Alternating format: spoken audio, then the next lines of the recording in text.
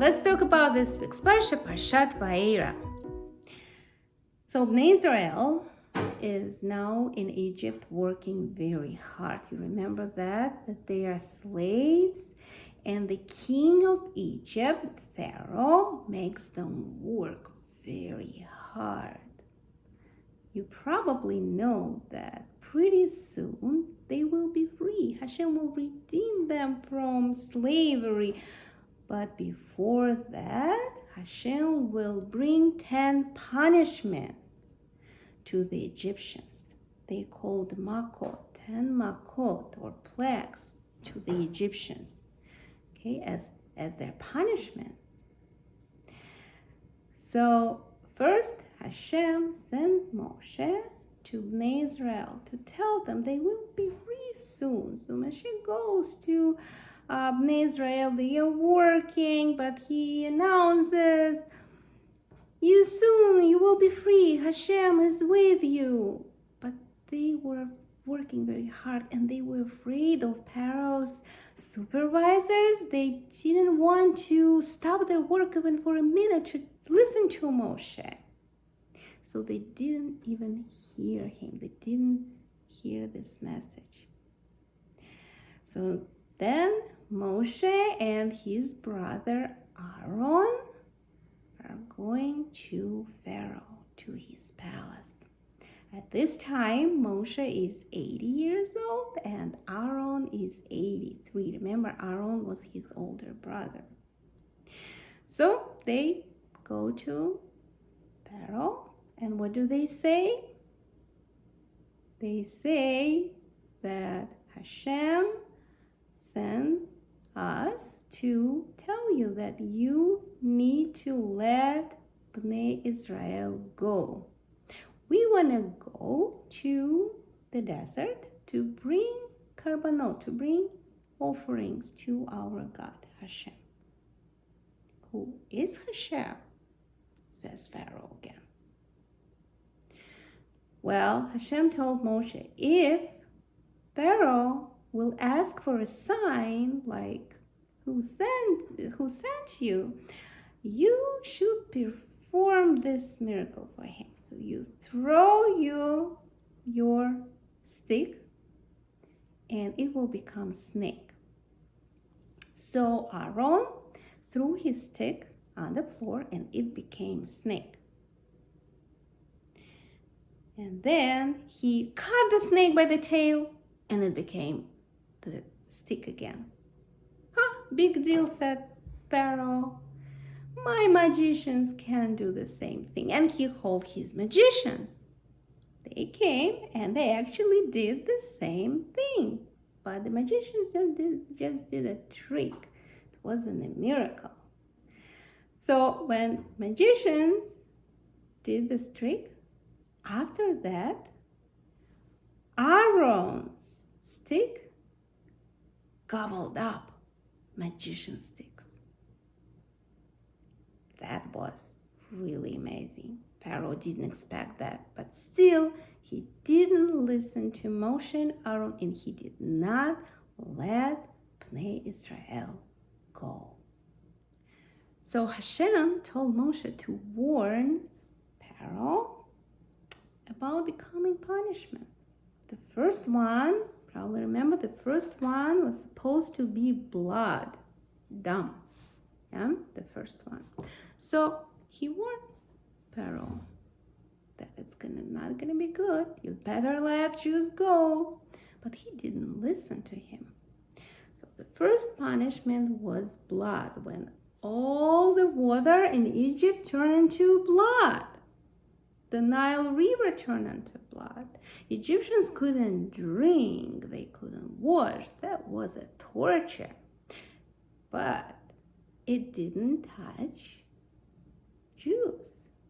For example, if a Jew would hold a cup of water and would drink it, and he was fine, but as soon as the Egyptian would take the same cup of water, it would turn into blood.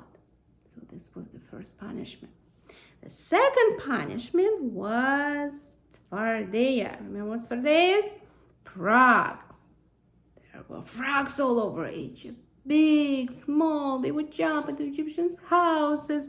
They would jump into Egyptians' ovens. Like they were everywhere. That was another torture. The third punishment was lice. Kinim. Do you know what lice is? That's an annoying thing. They were all itchy, and some lice were actually big. Some say that some lice were like the size of an egg. So that was the third one.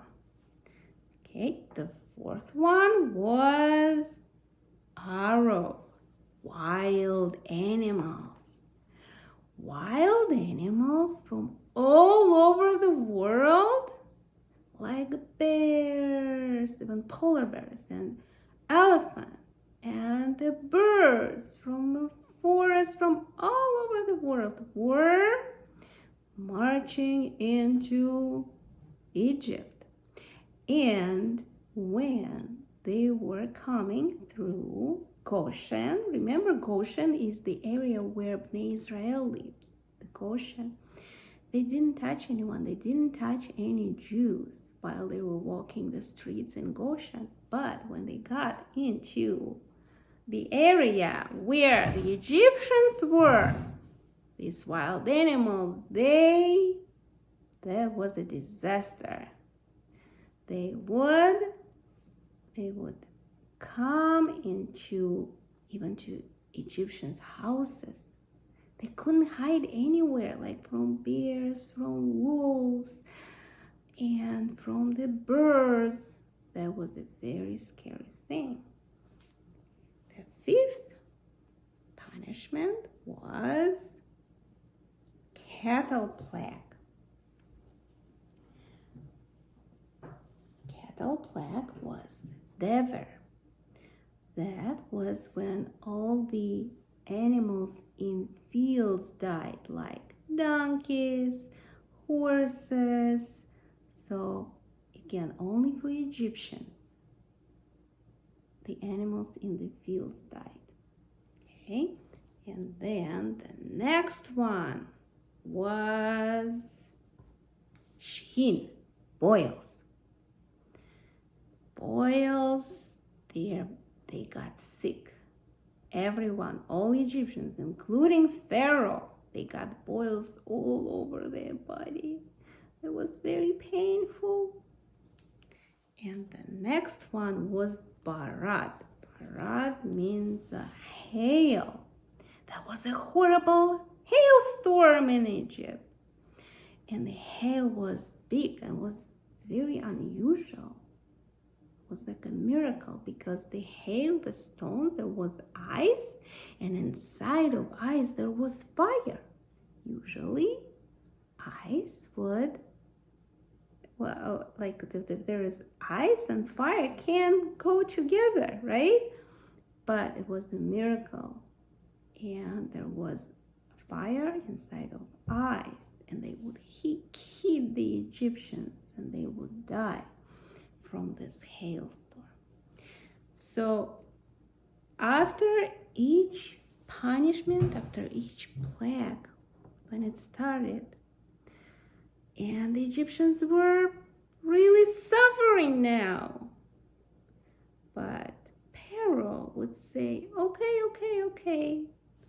Now I will just please, Moshe, please, Darwin, please. So the plague stops, and I will let Jews go. But as soon as the plague stopped, he would change his mind. He would harden his heart and would change his mind and wouldn't let Bnei Israel go. But by this time, he already realized how powerful Hashem is, and that it's better not to ignore it anymore. So this was a story from Parsha Vaera. Shabbat Shalom.